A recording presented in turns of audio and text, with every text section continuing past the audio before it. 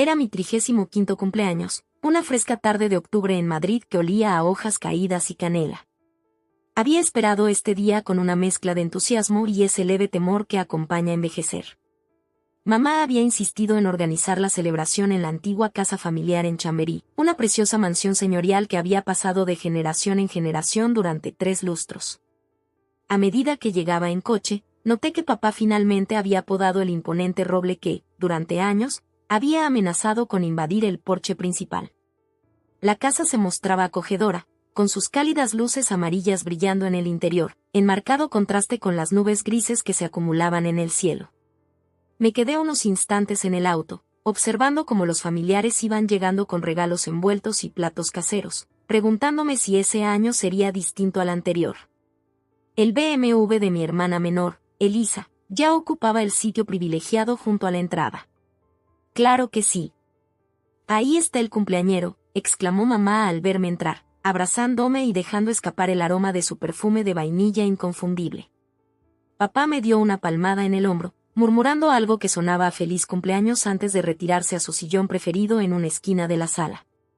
La casa estaba repleta con los mismos personajes de siempre: tía Mercedes con su risa estridente, tío Pedro aferrado a su whisky frente a la chimenea, primos que solo veía en reuniones familiares como esta.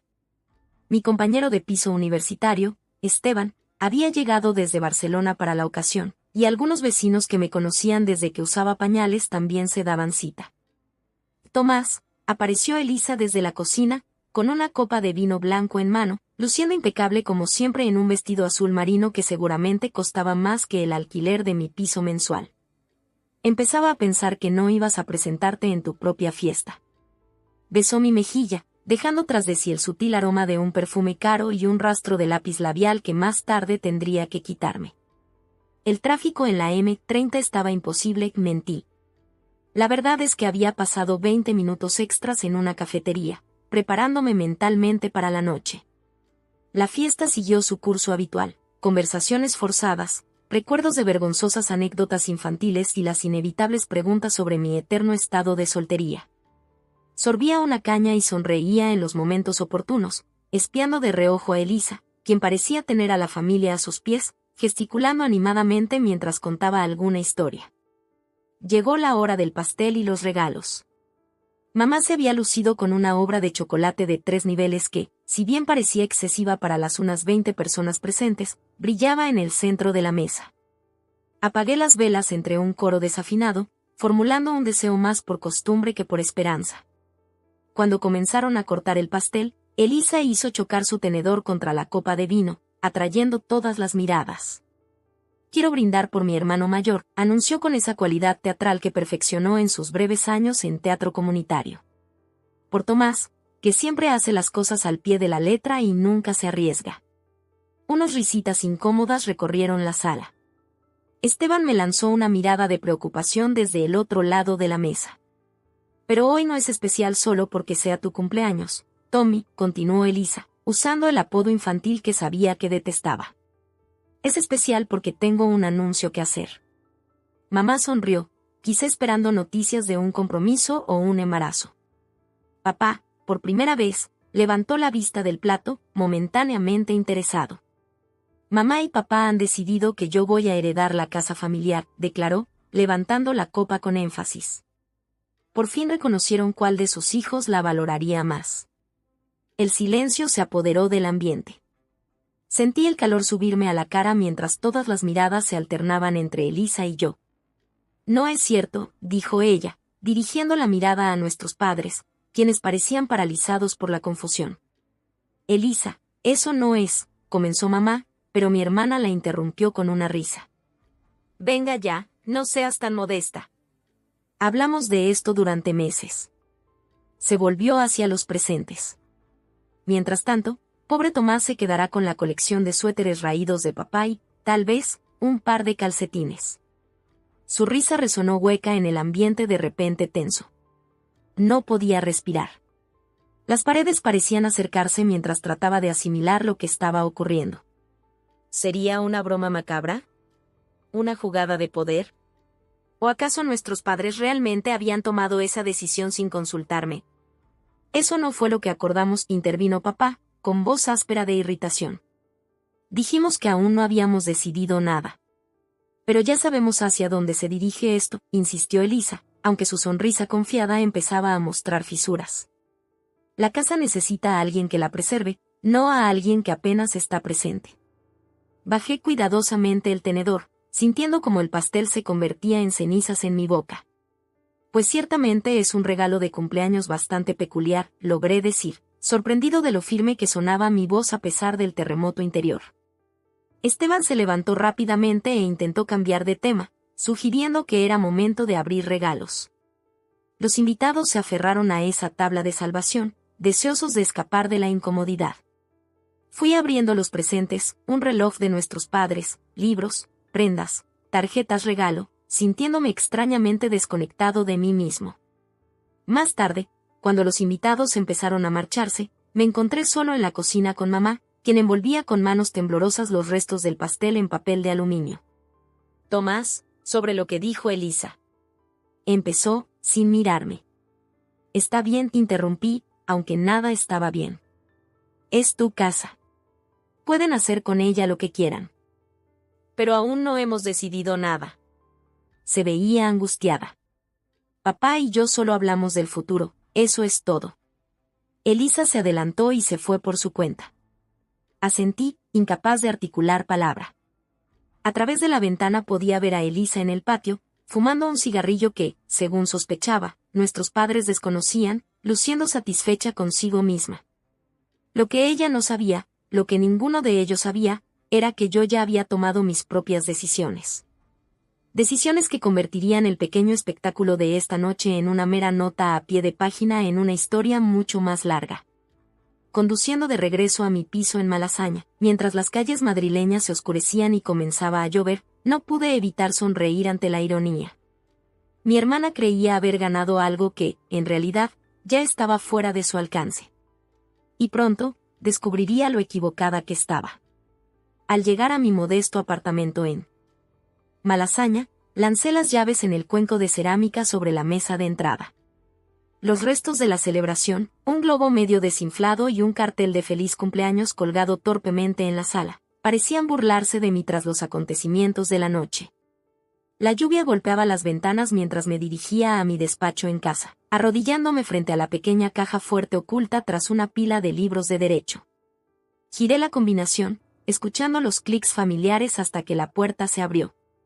Allí, entre papeles de seguros y mi pasaporte, reposaba un sobremanila. Lo saqué y extendí su contenido sobre el escritorio.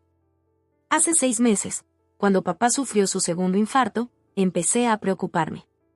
No solo por su salud, sino por lo que sucedería después. Ellos no se estaban haciendo más jóvenes, y jamás habían sido particularmente ordenados con sus asuntos. La casa familiar, esa hermosa y añeja mansión en Chamberí, había sido el telón de fondo de nuestras vidas, pero su futuro era incierto. Una tarde, mientras ayudaba a papá a organizar sus medicamentos, mencioné de pasada la planificación hereditaria. Para mi sorpresa, confesó que no habían actualizado su testamento desde que Elisa y yo éramos niños. Esa noche, el insomnio me atormentó, imaginando a mi hermana irrumpiendo y persuadiendo a nuestros padres de entregarle todo. Elisa siempre había sido la favorita, más extrovertida, más ambiciosa y, sin duda, mucho mejor manipulando a nuestros padres que yo. Así tomé una decisión. No estaba seguro de si era la correcta, pero ya estaba hecha. Contemplé la escritura de la casa de nuestros padres, que hacía 3 meses se había transferido oficialmente a mi nombre. Junto a ella yacían los documentos del poder notarial que ellos firmaron, dándome control sobre sus decisiones financieras por si algo pasaba, como yo lo había enmarcado. Mamá y papá se sintieron tan aliviados de tener a alguien manejando la papeleta, que apenas leyeron lo que firmaban. ¿Fue subrepticio? Tal vez. ¿Legal? Indudablemente. Me aseguré de ello. Como asistente legal en Harrington y Martínez, contaba con recursos a los que la mayoría no tenía acceso. El mismísimo Javier Martínez revisó los papeles como un favor, sin cuestionar por qué quería transferir todo de forma tan discreta. Tomé un sorbo del whisky que me había servido y me recosté en la silla. La ironía de la noche no se me escapaba. La jactancia de Elisa por heredar la casa había tocado un nervio precisamente porque ella ignoraba que el asunto ya estaba resuelto. La casa era mía, al menos en papel. Mi móvil vibró con un mensaje de Esteban. ¿Estás bien? Vaya, eso fue duro. Llámame mañana. No respondí. ¿Cómo explicarle que, mientras la declaración de Elisa me humillaba ante todos, yo ya la había superado de formas que ella ni imaginaba? La lluvia se intensificó, golpeando el techo de mi modesto piso en el tercer piso. Recogí los documentos y los guardé de nuevo en la caja fuerte, sintiendo el peso de mi secreto sobre mis hombros. No era como quería que las cosas salieran. Cuando inicié la transferencia, me convencí de que era solo una precaución, para asegurar que la casa de mamá y papá no se perdiera por impuestos o acreedores si algo les pasaba. Pero una parte de mí sabía que había algo más. Elisa y yo habíamos competido en silencio toda la vida. Ella era la niña de oro, presidenta del consejo estudiantil, líder en actividades y, ahora, una exitosa ejecutiva de marketing cuyo rostro aparecía regularmente en la revista de negocios de Madrid. Yo era el confiable, callado, estudioso, siempre dispuesto a recoger los pedazos sin brillar en el centro de atención. La casa representaba más que un inmueble. Era validación, reconocimiento, prueba de que yo importaba tanto como mi hermana. Serví otra copa y me acerqué a la ventana, observando cómo las farolas se reflejaban en el húmedo pavimento. Me pregunté qué estarían comentando mamá y papá, tras el anuncio de Elisa. ¿Estarían confundidos por su certeza? ¿Preocupados por mis sentimientos? ¿O acaso planeaban entregarle la casa sin saber que ya legalmente no les pertenecía? De repente, mi portátil pitó con una notificación. Era un correo de Elisa. Tommy, siento haberte pasado una mala noche. Ya sabes cómo me pongo con unas copas. Pero en serio, tenemos que hablar del asunto de la casa. Tengo grandes planes y creo que mamá y papá están de acuerdo. ¿Café esta semana? Besos, Cerré el portátil sin responder. La desfachatez era tan típica de Elisa. Incluso en su medio disculpa, seguía insistiendo en su pretensión. Sonó mi teléfono, aparecía el nombre de mamá. Lo dejé ir al buzón de voz.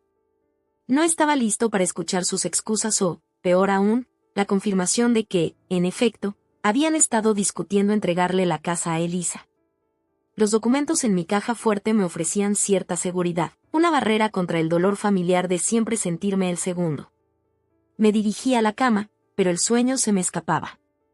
Imágenes de la casa inundaban mi mente, el chirriante tercer escalón que siempre evitábamos, el alféizar de la ventana en la sala donde pasaba horas leyendo, la mesa de la cocina donde se reuníamos los domingos incluso después de que Elisa y yo nos mudáramos.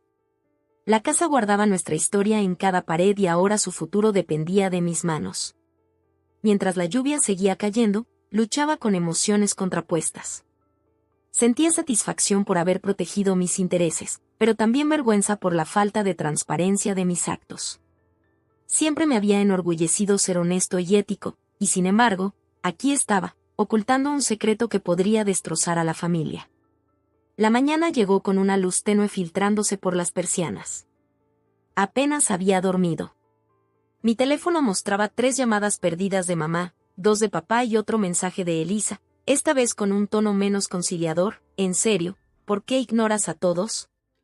No seas un llorón. Me preparé para el trabajo de manera mecánica, encontrando algo de consuelo en la rutina a pesar del caos emocional. Al ajustarme la corbata, me miré en el espejo, me veía cansado, con una madurez forzada y el peso del secreto marcado en las sombras de mis ojos. En la oficina me sumergí en el trabajo, redactando contratos y presentando mociones con tal intensidad que mantenía a mis compañeros a distancia. Javier se acercó a mi cubículo al mediodía. ¿Todo bien, Tomás? Pareces diferente hoy. Forcé una sonrisa. Solo cansado. La fiesta de cumpleaños se extendió más de lo esperado. Asintió, sin del todo convencido. O bueno, esos trámites de la propiedad que me pediste revisar, están en regla. La oficina de registros confirmó que todo está correcto. Sentí un nudo en el estómago. Gracias, Javier. Aprecio tu ayuda. y no hay de qué. Las casas familiares hay que protegerlas, añadió, haciendo una pausa.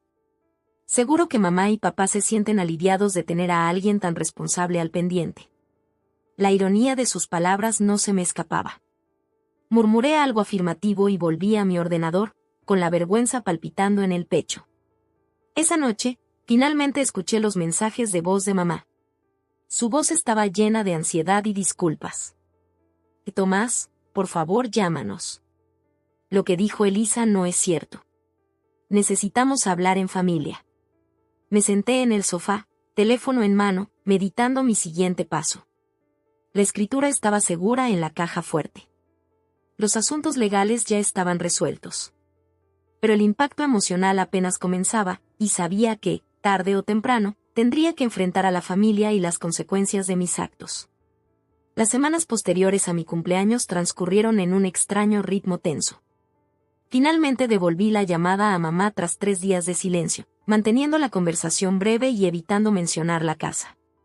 Parecía ansiosa por arreglar las cosas, con ese tono nervioso tan característico que adoptaba cuando surgía conflicto entre Elisa y yo. Tu hermana se pasa de la raya a veces, decía. Ya sabes cómo es. Lo sabía. Desde siempre lo había sabido. Llegó noviembre con su característico frío madrileño, y los árboles de mi calle ya estaban despojados, sus ramas esqueléticas rascando la ventana de mi dormitorio por la noche. Me entregué al trabajo, tomando casos extras y quedándome hasta tarde en la oficina. Javier notó mi dedicación, comentando que parecías un espantajo. Desestimé su preocupación alegando insomnio. La verdad era más compleja. Cada noche me quedaba despierto, repitiendo en mi mente el anuncio de Elisa en la fiesta, imaginando de 1000 maneras cómo podría haber reaccionado. A veces, en esos escenarios nocturnos, me ponía de pie de manera dramática y mostraba mías bajo la manga, la escritura resguardada en mi apartamento. Otras veces, simplemente salía, dejando a Elisa en su mundo. Pero en realidad, no había hecho nada, y esa pasividad me atormentaba. Las cenas dominicales en la casa de nuestros padres se convirtieron en ejercicios de evasión. Llegaba puntual, ayudaba con los platos y me iba tan pronto como era socialmente aceptable. Elisa, por su parte, parecía haberse decidido a fingir que nada había pasado. Hablaba de su reciente ascenso, de la reforma de su nuevo piso en el barrio de Salamanca y de sus escapadas de fin de semana a Barcelona, lanzándome miradas de reojo para ver si prestaba atención. Yo lo hacía, pero no de la forma en que ella esperaba. Notaba cómo se demoraba en cada rincón después de cenar, rozando la moldura del techo o comentando que actualizaría este espacio cuando llegara el momento. La veía escudriñando el comedor, probablemente imaginando reemplazar los muebles antiguos de mamá por piezas modernas de diseño. Los hermanos Rodríguez de al lado están vendiendo su piso, mencionó una tarde, con el tenedor suspendido en el aire. Salió por 1,2 millones. ¿Te lo puedes creer? Papá refunfuñó sobre cómo el barrio cambiaba demasiado rápido. Mamá se veía nerviosa. Esta casa podría valer aún más, continuó Elisa. Ubicación privilegiada, detalles originales, esa preciosa ventana panorámica de la fachada. Aunque necesitaría una buena reforma. No está en venta, dije en voz baja, lanzando mi primera objeción directa. Sus ojos se entrecerraron. Claro que no, Tommy. Solo digo que, a futuro, este lugar es una mina de oro. La implicación era obvia. En la mente de Elisa, la casa no era solo un hogar familiar, sino una inversión a explotar, incluso para luego revender. Aquella noche, de regreso a Malasaña, tomé un desvío y aparqué frente a la casa, observando el suave resplandor de las luces en su interior. Pensé en mi cuarto de la infancia en el segundo piso, en la casita del árbol que papá construyó en el patio y en la mesa de la cocina donde hacía mis deberes mientras mamá cocinaba. Esto no era solo un inmueble. Era nuestra historia. Al día siguiente, en la oficina, me puse a investigar los valores inmobiliarios en Chamberí, calculando lo que podría valer la casa en el mercado. La cifra me hizo estremecer. Con ese dinero, mamá y papá podrían financiar su jubilación o comprarse un piso más pequeño en un lugar más cálido. Desde el punto de vista puramente económico, el plan implícito de Elisa de vender la propiedad tenía sentido. Pero no podía deshacerme de la sensación de que, una vez vendida, se perdería algo irreemplazable. No solo la estructura física, sino el depósito de recuerdos que contenía. Una fría mañana de miércoles, me crucé con Elisa en la Taza Pensante, la cafetería entre mi oficina y su agencia. Me saludó con la mano, visiblemente complacida por el encuentro fortuito, aunque sospeché que lo había planeado. Siempre había sido tan estratégica. O justo la persona que quería ver, dijo, deslizando una carpeta sobre la mesa. He estado investigando. Dentro había impresos de comunidades de retiro de lujo en Andalucía y Canarias. Fotografías brillantes mostraban a jubilados sonrientes jugando al golf y descansando junto a la piscina. Resaltados en amarillo estaban los rangos de precios, todos accesibles con los fondos que se obtendrían vendiendo un piso en Chamberí. A mamá y papá les encantarían estos lugares, comentó mientras removía su café con leche. Se merecen disfrutar de sus años dorados, ¿no crees? Cerré la carpeta. ¿Han expresado interés en mudarse a una comunidad de retiro? Ella negó con un gesto despreocupado. No saben lo que quieren. Papá es demasiado terco para admitir que ya no puede con el mantenimiento y mamá simplemente sigue lo que él diga. Depende de nosotras ayudarlos a planificar. ¿Con nosotras te refieres solo a ti? Dije, sin poder ocultar la punzada de resentimiento. Su sonrisa se tensó. Me refiero a las dos, Tommy. Estamos en esto juntas, ¿vale? Por el bien de mamá y papá. El tono manipulador le era tan característico que casi me hizo reír. Era la clásica Elisa, presentando sus deseos como una preocupación desinteresada por los demás. Tengo que volver al trabajo, dije, levantándome. Gracias por el café. Espera, me llamó al detenerme. Se acerca el Día de Acción de Gracias. Pensé que podríamos hablar con ellos juntos. Mostrar un frente unido. Dudé, sopesando mis opciones. Seguirle el juego podría darme pistas de sus planes, negarme solo la volvería desconfiada. Ya veremos, respondí, evasivo. Esa noche volví a sacar la escritura, repasando el lenguaje legal que había memorizado hace meses. El documento era claro, la propiedad en el número 47 de la calle Jardín, en Madrid, ahora pertenecía a Tomás Jiménez. No a Elisa Jiménez Méndez. No a nuestros padres. A mí. Había actuado movido por el miedo y la necesidad de seguridad, pero ahora me cuestionaba si había ido demasiado lejos. ¿Qué derecho tenía yo de decidir unilateralmente? ¿Era mejor que Elisa, planeando el futuro de nuestro hogar familiar sin discusión alguna? El sueño se me escapó nuevamente aquella noche. La lluvia golpeaba las ventanas mientras me revolvía, con la mente llena de escenarios posibles. Si revelaba lo que había hecho, las consecuencias serían catastróficas. Mamá se destrozaría, papá se enfurecería. Elisa jamás me volvería a hablar, lo cual, a decir verdad, a veces me parecía más una bendición que una maldición. Si callaba, sería cómplice de los planes de Elisa hasta el momento de la verdad, cuando nuestros padres decidieran vender o fallecieran y se leyera el testamento, solo para descubrir que la casa ya no estaba en su poder. De cualquier manera, se avecinaba una tormenta. La podía sentir, tan segura como oía el retumbar del trueno sobre el cielo de Madrid. A la mañana siguiente, justo cuando salía para el trabajo, sonó mi teléfono. Era Esteban. Oye, tío. Me has estado evitando desde tu cumple. ¿Todo bien? Vacilé, sintiendo el peso del secreto. Esteban había sido mi amigo desde el primer año en la Universidad Complutense. Quizá él fuera el único que pudiera entender. No realmente, admití. Es complicado. Ya lo imaginaba.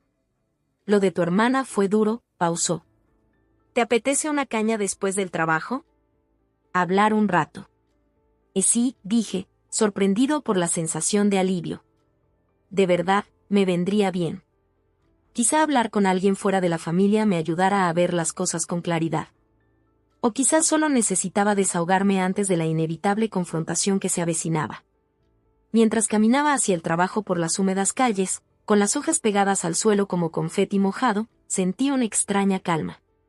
Lo peor aún estaba por llegar, pero al menos el tiempo de espera terminaría. De una forma u otra, la verdad saldría a la luz. La casa, mi casa, sería el epicentro de un ajuste de cuentas familiar que llevaba décadas gestándose. Y cuando la tormenta finalmente estallara, tendría que decidir si mantenía mi posición o entregaba aquello que tanto me había costado asegurar. 3 meses transcurrieron. El invierno llegó a Madrid con una furia inusitada, sepultando la ciudad bajo nevadas récord. Pasé la Navidad con nuestros padres, pero esquivé el Año Nuevo, alegando un malestar estomacal. La verdad era que no soportaba otra velada con los comentarios velados de Elisa sobre las reformas que ya planeaba cuando llegue el momento. Febrero arribó con vientos amargos y cielos grises. Me había acomodado en una especie de letargo, cumpliendo con mis tareas en el trabajo mientras el peso de mis secretos se hacía cada vez más insoportable. Esteban se había convertido en mi confidente tras aquella noche en el pub de Lavapiés, cuando, tras 3 cervezas, finalmente le conté todo. «Hostia», Tom murmuró, con los ojos abiertos de par en par. «O es lo más inteligente o lo más tonto que has hecho en tu vida». Aún no estaba seguro de cuál era. Una mañana de martes particularmente cruda, con la temperatura rondando los 10 grados, estaba sumido en papeles en mi escritorio cuando mi móvil se iluminó. Apareció el nombre de Elisa en la pantalla. Casi lo dejo ir al buzón, ya que últimamente nuestras interacciones habían sido tensas, pero algo me impulsó a contestar. «Hola». Durante un instante solo oí una respiración entrecortada. «¿Elisa? ¿Estás ahí?»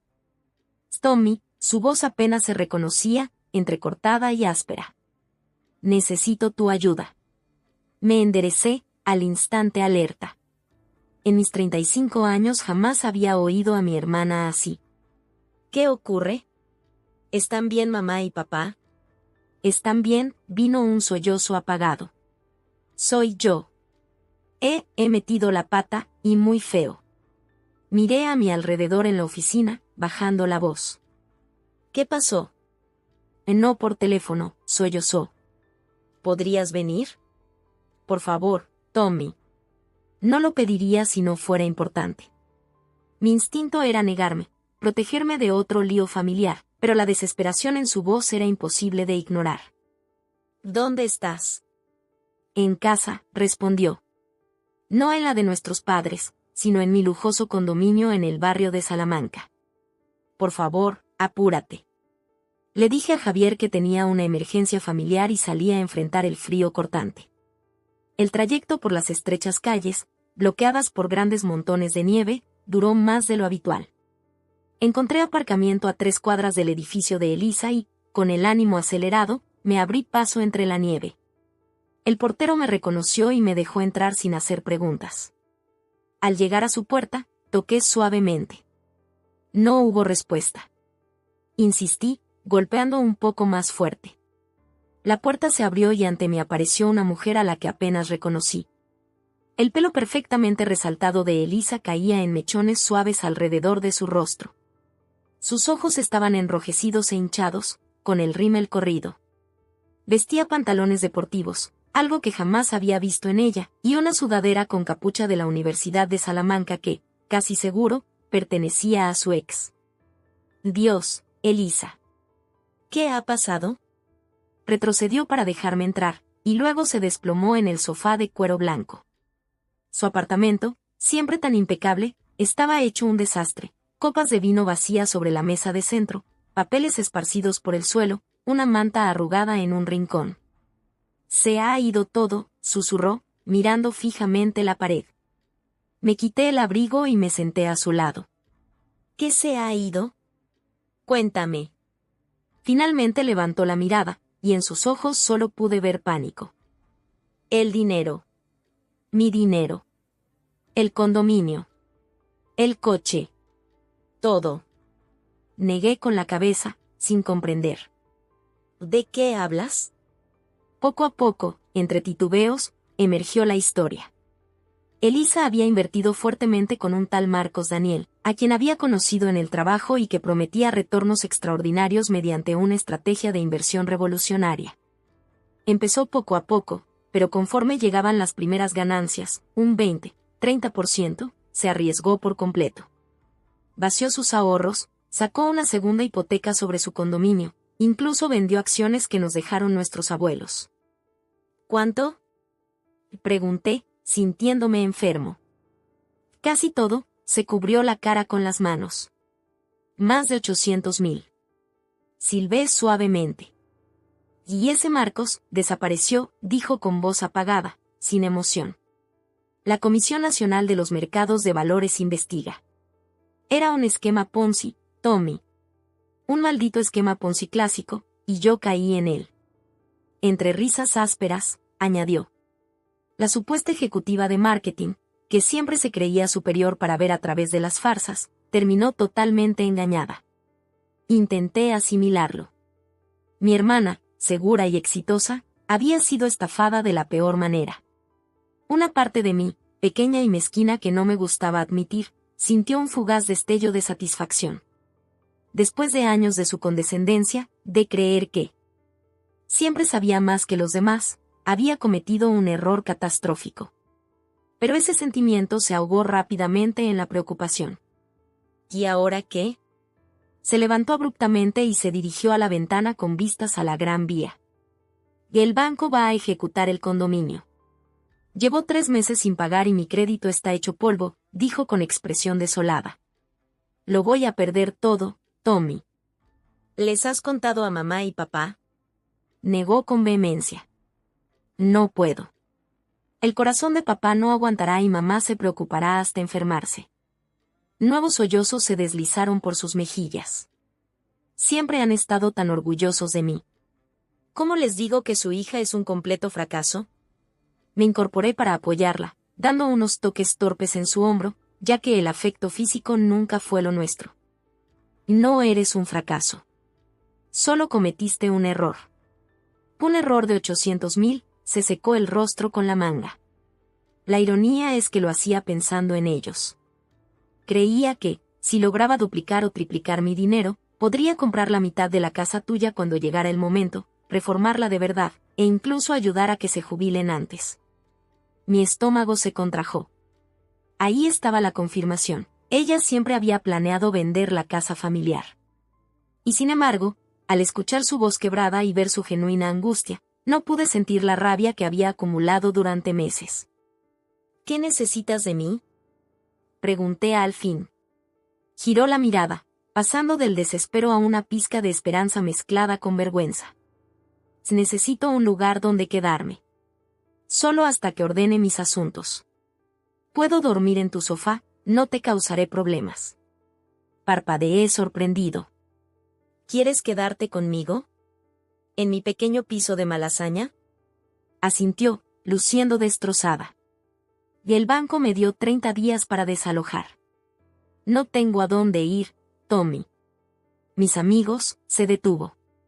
Digamos que no son del tipo que ofrecen cobijo en una crisis. Pensé en mi piso de una habitación, con muebles de segunda mano y suelos que crujían, un espacio apenas suficiente para mí, y mucho menos para otra persona. Y vivir con Elisa. Nos volveríamos locos en pocos días. Pero no podía rechazarla. A pesar de todo, ella era mi hermana. Vale, dije finalmente. Pero será temporal. Y tendremos que establecer algunas reglas. La gratitud iluminó su rostro. Y gracias. Dios, Tommy, gracias. Mientras le ayudaba a empacar lo esencial, viendo cómo entre lágrimas separaba prendas de diseñador que pronto tendría que vender, comprendí que estábamos entrando en territorio desconocido. Mi hermana, siempre tan invencible, estaba destrozada. Y yo, quien en secreto había urdido planes contra ella, ahora me convertía en su salvador. Lo que ninguno de los dos supo en ese instante fue que este giro inesperado estaba a punto de desencadenar el clímax de un conflicto latente desde hace décadas. La escritura en mi caja fuerte, mi seguro contra un futuro en el que Elisa se llevara todo, se convertiría en el catalizador de una confrontación largamente pospuesta. Esa noche, mientras Elisa dormía inquieta en mi sofá, me senté frente a la mesa de la cocina, mirando mi móvil. Había marcado el número de nuestros padres media docena de veces, pero no lograba llamarlos. Ya no era solo el secreto de Elisa, ahora era mío también. Estábamos unidos por la crisis, Esos frágiles hilos de dependencia mutua que nos tejían una relación extraña, imposible de imaginar antes. 2 semanas después de aquella inesperada convivencia, las grietas comenzaron a notarse. Mi piso, apenas adecuado para una persona, se sentía sofocante con la presencia de Elisa. Su equipaje de diseñador invadía la sala, sus lujosos productos de belleza saturaban el lavabo del baño y sus interminables duchas agotaban el agua caliente cada día. Más irritante que la incomodidad física era su actitud. A pesar de su ruina económica, encontraba fallos en todo, desde mi cafetera. Sabes que estas cápsulas son terribles para el medio ambiente, ¿verdad? Hasta mi vestimenta laboral, esa corbata con esos zapatos. ¿En serio, Tommy? Llegué a casa tras un día especialmente agotador y la encontré en mi portátil, rodeada de envases de comida para llevar vacíos. ¿Nunca cocinas tú?, preguntó sin levantar la vista. Me muero por una comida casera. Contuve una réplica sobre quien estaba pagando las entregas. En su lugar, dejé caer mi maletín y miré la pantalla. ¿En qué andas? Minimizó la ventana rápidamente, pero pude entrever un sitio web inmobiliario. Solo estoy viendo opciones. Un nudo familiar se formó en mi estómago. ¿Propiedades en Chamberí?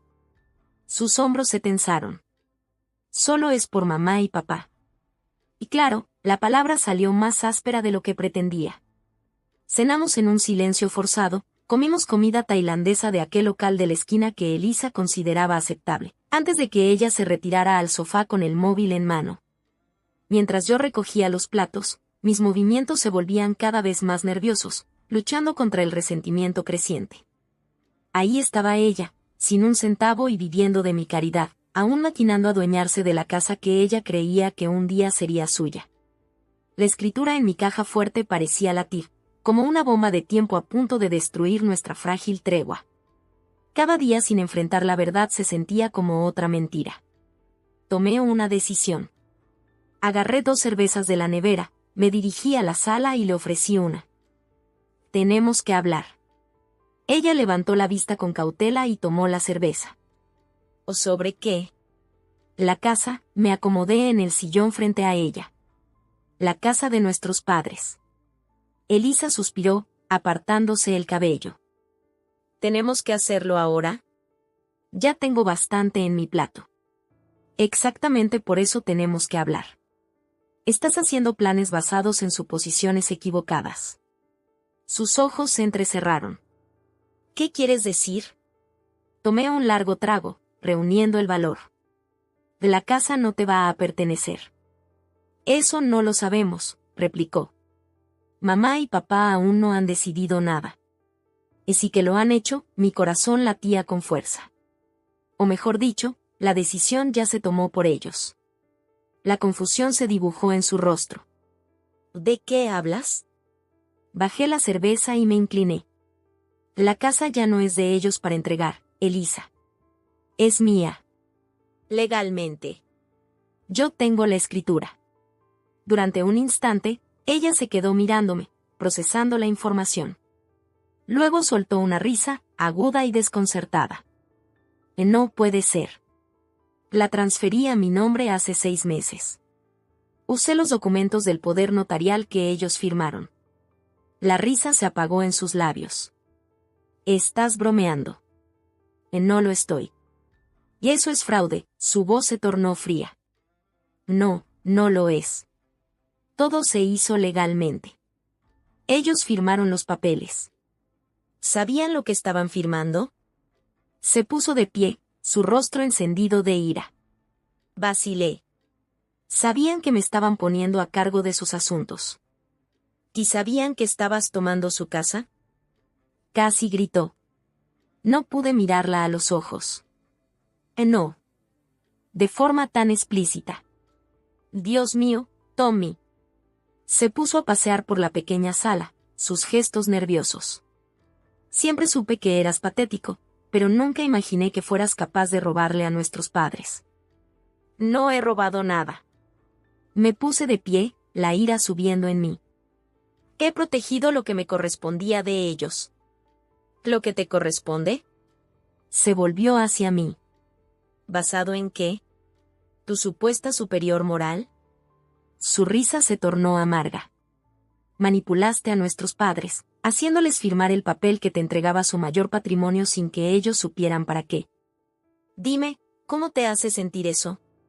La verdad de sus palabras me golpeó como un puñetazo. Me hundí en la silla. Vives en mi sofá, dije con voz débil. ¿Y tú vives en una mentira? Que ella agarró su abrigo. Necesito aire. La puerta se cerró de golpe, resonando en el silencio del piso. Permanecí inmóvil, repasando la confrontación en mi mente. Esperaba sentirme justificado al revelar la verdad, pero solo me embargó un vacío. Horas pasaron. Intenté llamar a su móvil, pero siempre caía en el buzón. Cuando se acercó la medianoche, la preocupación superó mi enojo. Hacía un frío intenso en la calle, y Elisa no conocía bien la zona. Justo cuando iba a salir en su busca, oí girar la llave en la cerradura. Entró sin hacer ruido, con el rostro manchado de lágrimas pero sereno. Sin decir palabra, colgó su abrigo y se sentó frente a mí, con las manos fuertemente juntas en el regazo. He estado pensando, dijo con voz entrecortada. Sobre lo que hiciste. Sobre lo que yo hice. Esperé, sintiendo que necesitaba expresarse sin interrupciones. Tenías razón al tener miedo, continuó. Yo planeaba convencer a mamá y papá de que me dieran la casa. Creía que la merecía más que tú. Incluso ahora, arruinada y deshonrada, una parte de mí sigue pensando eso. ¿Por qué? Pregunté, genuinamente curioso. Siempre fuiste la exitosa. Podías permitirte tu propio piso. ¿Por qué necesitabas también la casa de nuestros padres? Apartó la mirada. Y no era por necesidad. Batalló con las palabras. Por confirmación, supongo. De que yo era su favorita. La sencillez de su confesión me dejó atónito. Todos estos años asumí que Elisa sabía que era la niña de oro, que su posición estaba asegurada. Nunca imaginé que pudiera sentirse tan insegura como yo, buscando validación de maneras diferentes. Le estamos realmente jodidos, ¿no? Dije al fin. Una risa suave se escapó de ella. Parece que sí. Permanecimos en silencio, dejando que el peso de décadas de competencia y malentendidos llenara el espacio entre nosotros. ¿Y qué harás con la casa? Finalmente preguntó. Suspiré, pasándome la mano por el cabello. No lo sé. No puedo simplemente devolverla sin admitir lo que hice. Y yo ya no tendría derecho a reclamarla después de perderlo todo en una estúpida inversión, me miró fijamente. Pero nuestros padres merecen conocer la verdad. Ambas verdades. Tenía razón. La red de engaños que habíamos tejido era insostenible. Se lo diremos juntos, propuse. Todo. Tu situación financiera, mis maniobras legales. Que ellos decidan lo que ocurre a continuación. Asintió lentamente. Les va a romper el corazón. Probablemente, estuve de acuerdo. Pero no podemos seguir viviendo así. En ese momento se forjó una comprensión frágil entre nosotras. Éramos dos personas profundamente defectuosas, capaces de egoísmo y manipulación. Pero también éramos las únicas que podíamos comprender realmente las motivaciones del otro, la presión y las expectativas que nos habían formado. Nunca quise echarlos de casa, dije suavemente. Solo quería asegurarme de que no pudieras quitarles el piso sin remedio. Y yo tampoco tenía la intención de venderlo de inmediato, confesó. Pensé que, si lo arreglaba y lo hacía especial, verían que yo era quien más se preocupaba. La ironía no se nos escapó. Ambos nos habíamos convencido de que actuábamos por el bien de nuestros padres, cuando en realidad buscábamos validación y seguridad personal. Deberíamos hacerlo pronto, dijo Elisa, levantándose. Este fin de semana. Antes de que pierda los nervios. Asentí, sintiendo alivio y terror a partes iguales. ¿Cenamos el domingo? Cenamos el domingo, confirmó, deteniéndose en el umbral de la sala. Pero, Tommy, pausó. Pase lo que pase, te agradezco que me hayas acogido. No muchos hermanos lo harían. Cuando se alejó hacia el baño, Me quedé solo con el peso de sus palabras. No muchos hermanos lo harían. Pero tampoco pocos se habrían atrevido a transferirse la casa de los padres en secreto. Las contradicciones de nuestra relación, el amor y el rencor, la confianza y la sospecha, parecían irreconciliables. Sin embargo, en medio de la crisis, habíamos hallado un momento genuino de conexión. Queda por verse si sobrevivirá a la confrontación inminente. El domingo llegó con una claridad casi cruel tras semanas de la melancolía típica madrileña de febrero. La luz del sol se reflejaba en la nieve acumulada en las calles cuando Elisa y yo condujimos en silencio hacia Chamberí. Ella había pasado la mañana aplicándose el maquillaje meticulosamente, como si se preparara para una batalla. Yo cambié de camisa 3 veces, decidiéndome por una azul que mamá me había regalado la pasada Navidad. ¿Recuerdas lo que acordamos?, pregunté al girar hacia la calle Jardín. Elisa asintió, con el rostro tenso. Todo sobre la mesa. Sin reservas. Sin intentar maquillarnos la verdad. Habíamos ensayado nuestras confesiones durante el café del sábado, corrigiéndonos brutalmente cuando alguno se desviaba hacia la autojustificación. Fue catártico, de alguna manera, liberador. Por primera vez en nuestras vidas adultas no competíamos, sino que colaborábamos en nuestra propia ruina. Mamá abrió la puerta con su habitual entusiasmo, abrazándonos antes incluso de cruzar el umbral. La casa olía a pollo asado con romero, un aroma que desató en mí una oleada de nostalgia y dolor. «¡Qué temprano llegáis!». «Papá está viendo el partido y la cena no estará lista hasta dentro de una hora», comentó, escudriñando nuestras caras con una sonrisa que se desvanecía. «¿Todo bien?». «Si necesitamos hablar contigo y con papá», dijo Elisa, con una voz más firme de lo que esperaba. Los dos. La preocupación se dibujó en el rostro de mamá. «Por supuesto, querida. Espera mientras llamo a tu padre». Nos instalamos en la sala, en la que se habían vivido incontables charlas, celebraciones y discusiones a lo largo de los años. Papá apareció reacio, refunfuñando por haber perdido una jugada crucial en el partido. Se detuvo al ver nuestras expresiones. «¿Qué sucede? ¿Están enfermos?», preguntó, con los ojos saltando entre nosotros. «No, papá. Estamos bien. Físicamente, al menos», dije. «Pero tenemos algo que contarles». Los dos. Mamá se sentó junto a él en el sofá, tomando su mano instintivamente. «Me están asustando». «¿Qué sucede?». Elisa y yo nos miramos, y nuestros discursos ensayados se esfumaron ante la genuina preocupación de nuestros padres. Al final, empezamos a hablar al mismo tiempo. Perdí todo mi dinero en una estafa, transferí la casa a mi nombre. El silencio se hizo absoluto. Mamá llevó la mano a su boca y la expresión de papá pasó de la confusión a la incredulidad y el enojo contenido. «Uno a la vez», ordenó, con voz peligrosamente calmada. «Elisa, ¿qué quieres decir con que perdiste tu dinero?». Así fuimos exponiendo nuestros fracasos.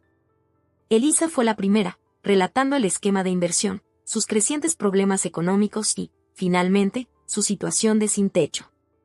No minimizó su estupidez ni intentó echarle la culpa a otro. Al terminar, sollozaba en silencio, pero había una dignidad en su confesión que no pude evitar admirar.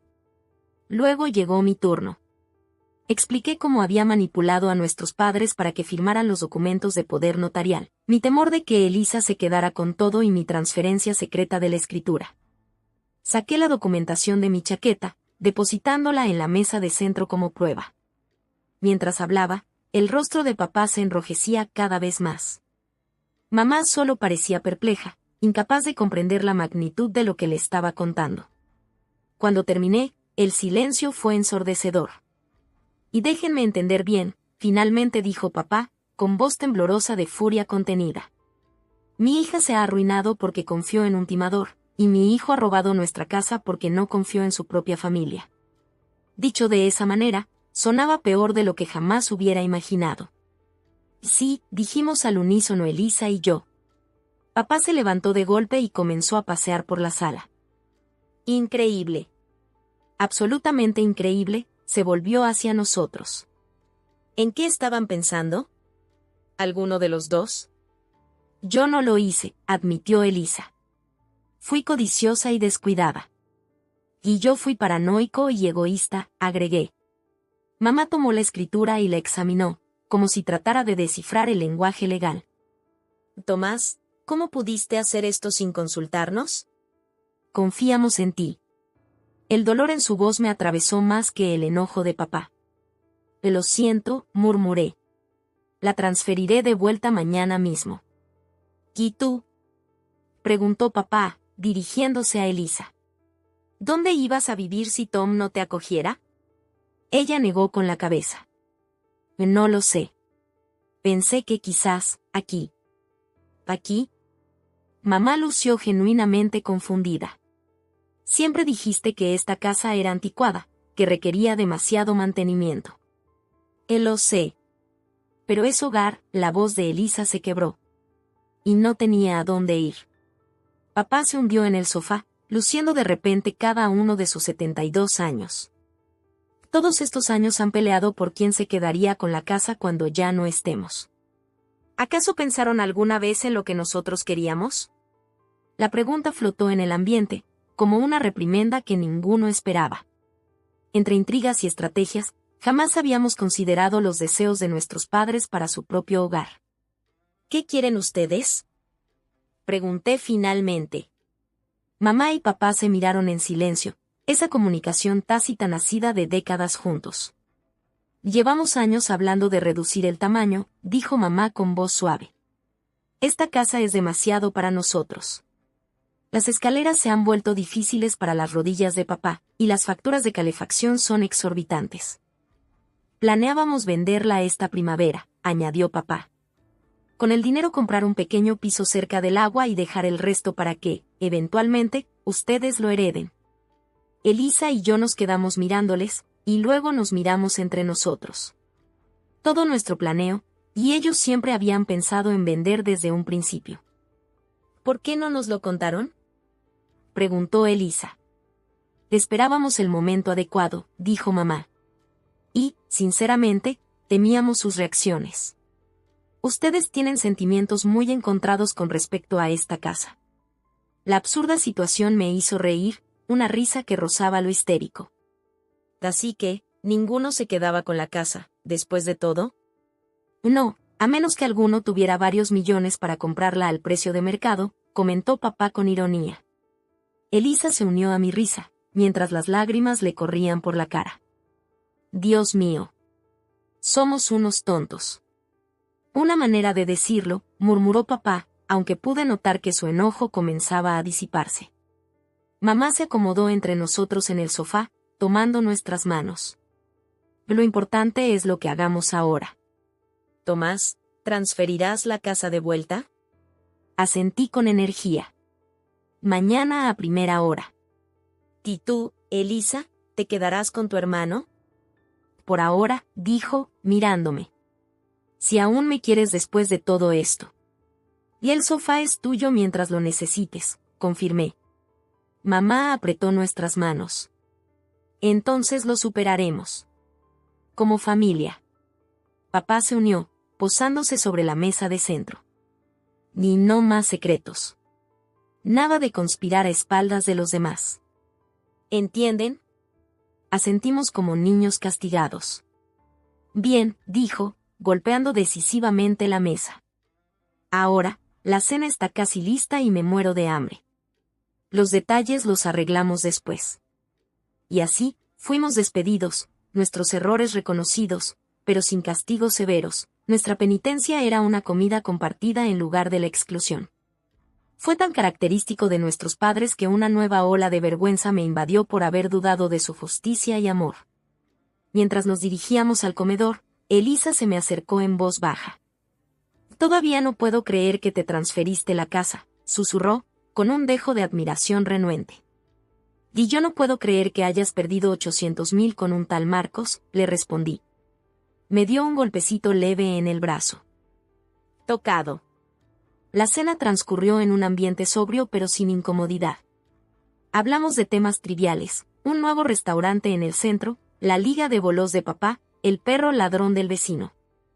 El trasfondo de nuestras confesiones seguía presente, pero no dominó la velada. Al despedirnos, mamá nos abrazó fuertemente, susurrándonos los quiero como bendición y recordatorio. El regreso a Malasaña fue silencioso, cada uno sumido en sus pensamientos. Al aparcar frente a mi edificio, Elisa rompió el silencio. ¿Qué crees que pasará ahora? Reflexioné. Venderán la casa. Empezaremos de cero. Yo demostraré que se puede confiar en mí. Y tú reconstruirás tus finanzas. ¿Tan simple?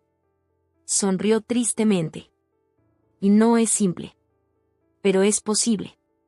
Permanecimos en el coche un poco más, viendo cómo nuestro aliento empañaba los cristales. El peso que llevaba meses se disipó, reemplazado por otra carga, la de la redención y la reconstrucción. ¿Sabes qué es lo extraño? Y dijo de repente Elisa. Me siento casi aliviada. Como si ya no tuviera que fingir.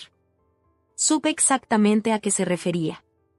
El agotamiento de la mentira, la constante vigilancia para mantener apariencias, nos había drenado de una manera que recién empezábamos a comprender. Yo. También, confesé. Aunque no me entusiasma tener que explicarle a Javier por qué necesito destransferir una casa. Se rió, una risa genuina y sin asperezas. Y yo tendré que aprender a vivir en el sofá de un asistente legal en lugar de en un lujoso condominio. Eso forja carácter. Pues ya tengo de sobra, gracias. Subimos a mi piso, y el chirrido familiar de la puerta se volvió el sonido de volver a casa para ambos. El espacio que semanas atrás había parecido asfixiante, ahora se sentía como un refugio, un lugar donde podíamos ser nosotros mismos, con todos nuestros defectos y sin máscaras. Más tarde, mientras Elisa dormía en el sofá y yo yacía despierto en mi habitación, pensé en la casa de Chamberí. Había pasado tanto tiempo aferrado a ella como símbolo de valía y pertenencia, que casi destruía los lazos que debía representar. La ironía no se me escapaba. Mi teléfono vibró con un mensaje de mamá, orgullosa de ambos por decir la verdad hoy. Se necesitó valor. Observé el mensaje, sintiendo cómo se expandía en mi pecho una calidez inesperada. El camino a seguir no sería fácil. Habría conversaciones incómodas, complicaciones legales y problemas financieros. Elisa y yo seguramente recaeríamos en viejos hábitos, refugiándonos en los roles que habíamos adoptado durante décadas. Pero algo fundamental había cambiado. Los secretos que nos dividían, tanto entre nosotros como con nosotros mismos, habían salido a la luz. Y en esa exposición, por dolorosa que fuese, se abría la posibilidad de algo nuevo, una relación basada en la honestidad en lugar de la competencia, en la comprensión en lugar de las suposiciones. No era perdón, no aún. Pero era un comienzo.